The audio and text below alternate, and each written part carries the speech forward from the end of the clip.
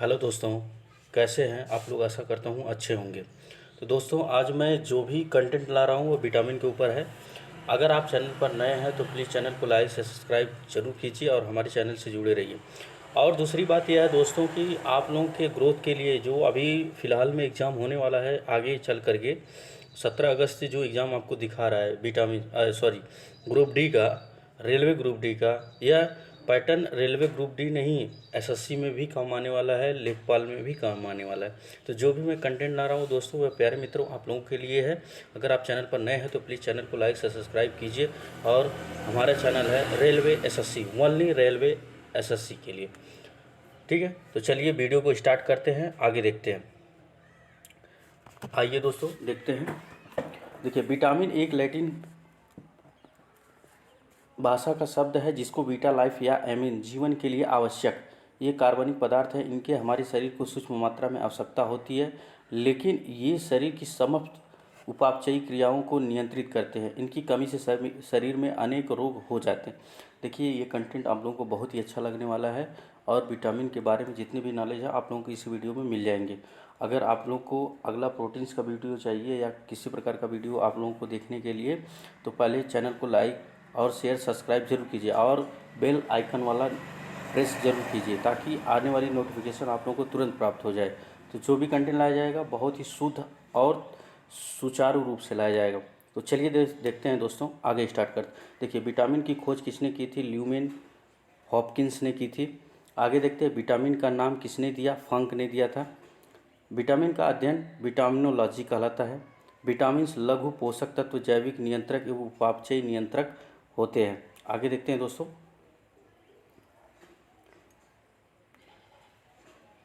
आगे देखते हैं, विटामिन स्वास्थ्य नियंत्रक है लेकिन शरीर का निर्माण नहीं करते। स्वास्थ्य नियंत्रक हैं लेकिन शरीर का निर्माण नहीं करते। सर्वप्रथम ज्ञात विटामिन कौन सी है? विटामिन सी है। कौन सी विटामिन है? सी है। ठीक है, आगे देखते हैं दोस्तों।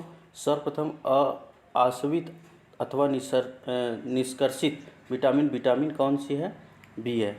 जीवों में अभी तक 20 प्रकार के विटामिन का पता चला जिन्हें 2 प्रकार की श्रेणियों में बांटा गया है। वह कौन कौन से है? वसा में घुलनशील और जल में घुलनशील।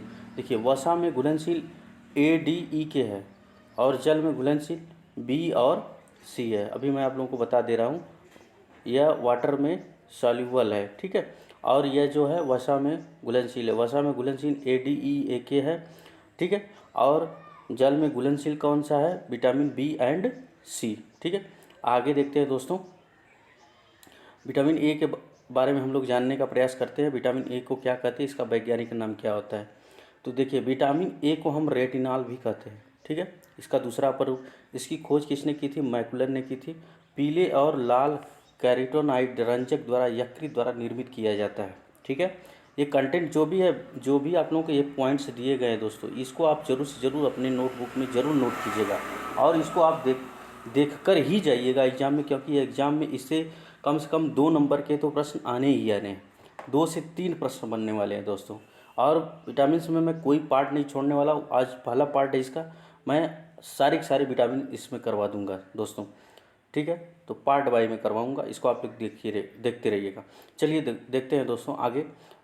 देखिए, इसे एंटी इन्फेक्शन विटामिन या एंटी कैंसर विटामिन भी कहते हैं। वेरी वेरी इंपॉर्टेंट है दोस्तों। ये चीज़ आप लोगों को मेरी सिर्फ वीडियो में देखने को मिलेगा और कहीं पर नहीं मिलेगा दोस्तों, शायद कोई ही बनाते। विटामिन ए के समावयवी है A1 रेटिनॉल दृष्टि के लिए, A2 डिहाइड्रे रेटिनॉल जो एपिथेलियम लाइनिंग ग्रंथियों आंसू उत्पन्न करने के लिए आवश्यक है। ठीक है, विटामिन ए को रोग प्रतिरोधक विटामिन भी कहते हैं। ठीक है, तो इसका नाम क्या है? रेटिनॉल। विटामिन कौन सी है? ए है। ठीक है, आगे देखते हैं। दृष्टि के लिए आँखों में रोडोप्सिन का निर्माण करता है। इसकी कमी से होने वाले रोग, रतौंधी या रात्रि अंधापन, इसे नेक्टोलोपिया भी कहते हैं। नेक्टोलोपिया भी कहते हैं। जीरोप्थेलमिया A2 की कमी से, जीरोप्थेलिया किसकी कमी से होता है? A2 की कमी से होता है। आंसू निर्माण अवरुद्ध हो जाते हैं। ठीक है, आगे देखते हैं। इस रोग में कंजक्शन और कार्निया के केरेटिनाइजेशन के कारण कंजक्टिवा और कार्निया शुष्क हो जाते हैं। ठीक है, अगर इसकी कमी के कारण इससे रोग हो जाता है तो वह कौन सा रोग होता है? क्रिएटिनाइजेशन के कारण होता है, या कंजक्टिवा या कार्निया का क्या होता है? शुष्कपन होना ही क्या कहलाता है? इस रोग का कारण बताया जाता है। देखिए आगे देखते हैं, यह संपूर्ण विश्व में बच्चों में अंधेपन का मुख्य कारण है। देखिए सबसे बड़ा दुष्प्रभाव यही है। इसकी कमी से शिशुओं में वृद्धि रुक जाता है। दूसरा है प्राप्ति स्रोत, कहाँ से इसको प्राप्त कर सकते हैं, कहाँ से इसको हम अर्जित कर सकते हैं? तो वह है गाजर उत्तम स्रोत है इसका। और साथ में देखते हैं कौन कौन से स्रोत हैं। मक्खन है, अंडा है, पीतक है, दूध है, पपीता है, आम है, पालक, मछली, यकृत, तेल, पत्ता गोभी, टमाटर इत्यादि। चलिए दोस्तों आगे देखते हैं। लीवर, देखिए यह लीवर यकृत में भविष्य के लिए विटामिन ए भंडारित होता है।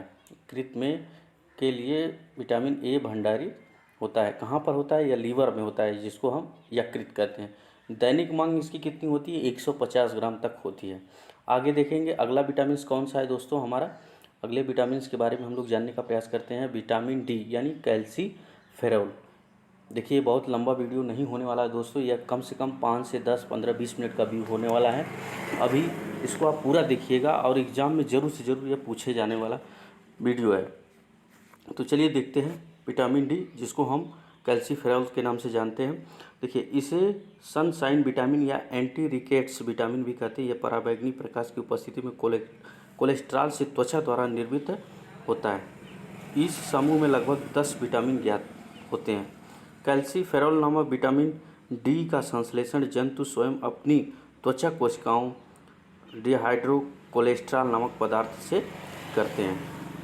डिहाइड्रोकोलेस्ट्रॉल नामक पदार्थ से करते हैं। आगे देखते हैं दोस्तों, यह हड्डियों और दांतों के लिए आवश्यक होता है। हड्डियों के निर्माण में तथा कैल्शियम के अवशोषण में सहायक होता है। देखिए यहाँ पे दिया है, यह हड्डियों और दांतों के लिए आवश्यक है। हड्डियों के निर्माण में कैल्शियम में सहायक के लिए अवशोषण में सहायक होता है। कमी, अच्छा विटामिन डी की अगर कमी हो जाए यानी कैल्सीफेरॉल की कमी हो जाए तो उससे होने वाला रोग कौन कौन सा है उसके बारे में देखेंगे दोस्तों। तो इससे होने वाले रोग कौन है? बच्चों में रिकेट्स यानी जिसको हम सूखा रोग कहते हैं। वयस्कों में ऑस्टियोमेलेसिया, यह वयस्कों में होता है। प्राप्ति स्रोत इसका देख लेते हैं। प्राप्ति स्रोत मक्खन है। दूसरा क्या है? सूर्य है, सब्जियां है, मांस है, लीवर है, अंडे है, दूध इत्यादि का सेवन करने से इसकी कमी को पूरा किया जा सकता है। यह गर्भ निरोधक दवा द्वारा नष्ट हो जाता है। गर्भ निरोधक दवा द्वारा नष्ट हो जाता है। कौन सा नष्ट होता है? कैल्सीफेरॉल। खोजकर्ता कौन है इसके?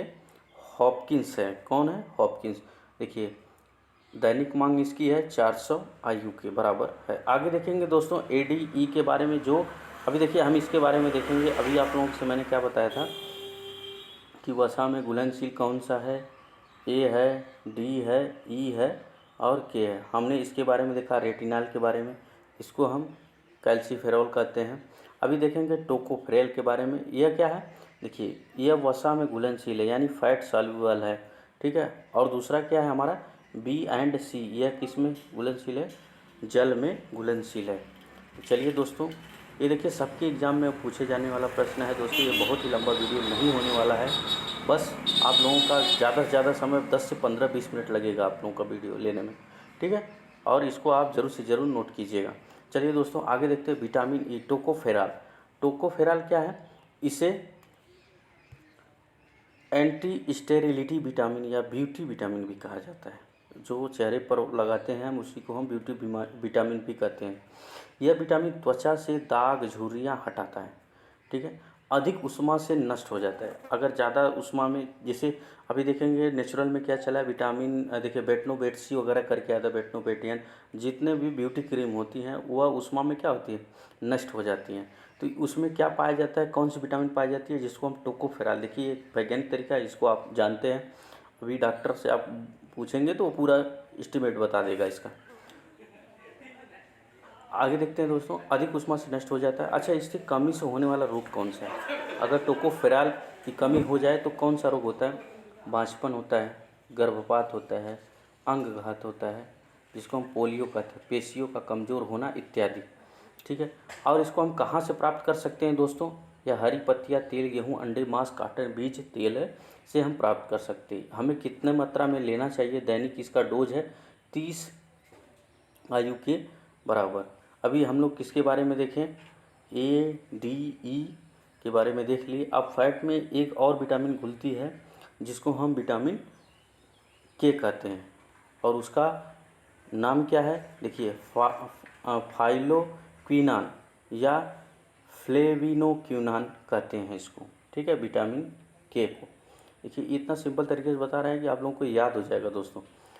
इसे एंटी हीमोरेगिक विटामिन भी कहते हैं। कौन सी विटामिन कहते हैं, एंटी हीमोरेगिक विटामिन भी कहते हैं।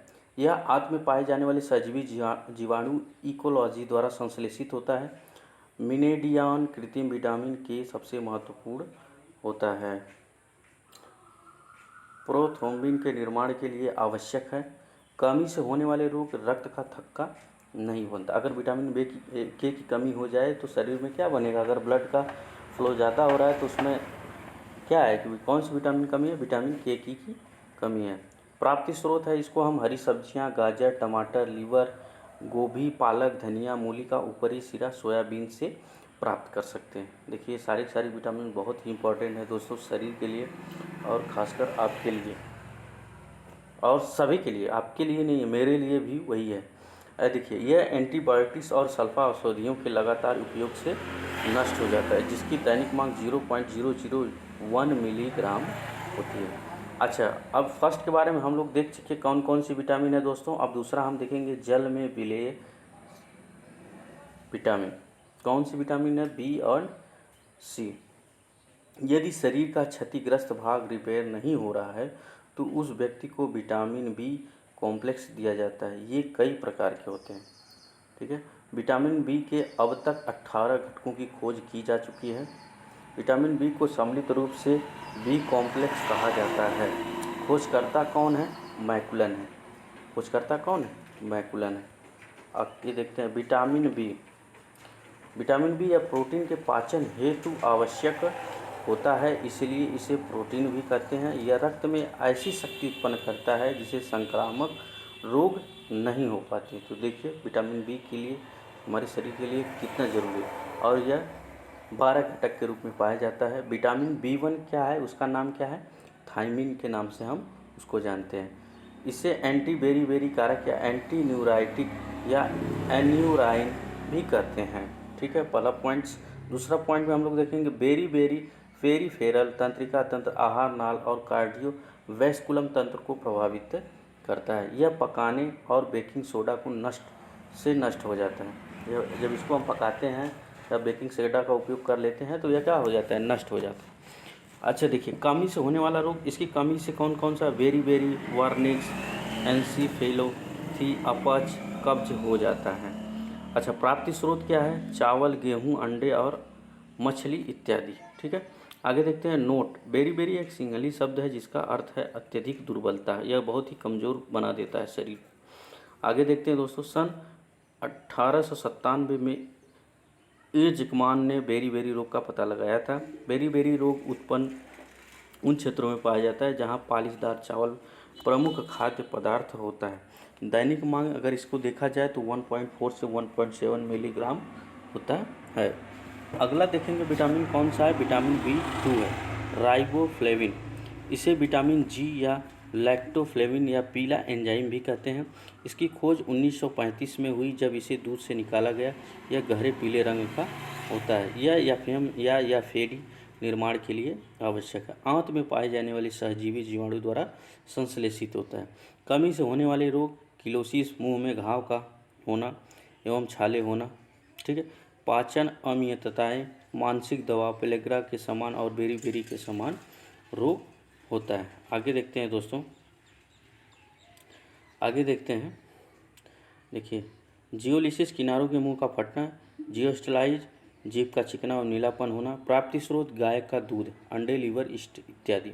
दैनिक मांग 1.4 से 1.6 के बीच में पाया जाता है। अगला विटामिन के बारे में देखेंगे दोस्तों, विटामिन B5, नियासिन एवं निकोटिनिक अम्ल जिसको हम कहते हैं। यह इसे एंटी पेलाग्रा का कारक या विटामिन PP भी कहा जाता है। डबल P यानी नियासिन निकोटिन अम्ल भी कहा जाता है। यह नैड या NADP के आवश्यक घटक का निर्माण करता है। यह कोलेस्ट्रॉल के उत्पादन को रोकता है। कृमि द्वारा होने वाले रोग मानव में पेलाग्रा और कुत्तों में जीभ का काला होना केनाइन बीमारी होती है। प्राप्ति स्रोत वृक्क, लीवर, दूध, यीस्ट, आलू, अंडे इत्यादि। ठीक है। नोट: पेलाग्रा एक इटालियन शब्द है जिसका अर्थ खुरदरी त्वचा। पेलाग्रा रोग को 4D सिंड्रोम भी कहते हैं, अर्थात रोग लक्षणों के 4 समूह द्वारा होता है। यह डर्मेटाइटिस, डायरिया, डिमेंशिया और डेथ। दैनिक मांग इसकी अगर देखा जाए तो दैनिक मांग 18 से 20 ग्राम के बीच में होती है। तो दोस्तों, अगर आप लोगों को चैनल मेरा अच्छा लगता है, ये सेशन अच्छा लगा आप लोगों को दोस्तों, आपने मेरे लिए समय दिया, इसके लिए दिल से धन्यवाद दोस्तों। और चैनल को लाइक से सब्सक्राइब करते रहिए। और अगले नोटिफिकेशन में हम लोग देखेंगे विटामिन B3 और पेंटोथेनिक अम्ल के बारे में देखेंगे। आज हम लोग क्या देखें दोस्तों, उसको मैं बता देता हूँ। ए के बारे में हमने पढ़ा, विटामिन A, D और के बारे में, रेटिनॉल, कैल्सीफेरॉल, टोकोफेरॉल और के बारे में। और हमने विटामिन B और C को देखा, यह किस में है, वाटर में सॉल्युबल है, यह किस में है, फैट में सॉल्युबल है, यानी जिसको हम वसा कहते हैं। ठीक है, इसको हमने देख लिया। अगले वाले सेशन में हम लोग देखेंगे विटामिन का अगला पार्ट। वीडियो में लास्ट तक बने रहे, उसके लिए धन्यवाद दोस्तों आप लोगों को। और चैनल को अगर लाइक से सब्सक्राइब नहीं किए तो चैनल को ज़रूर से ज़रूर लाइक से सब्सक्राइब कीजिए।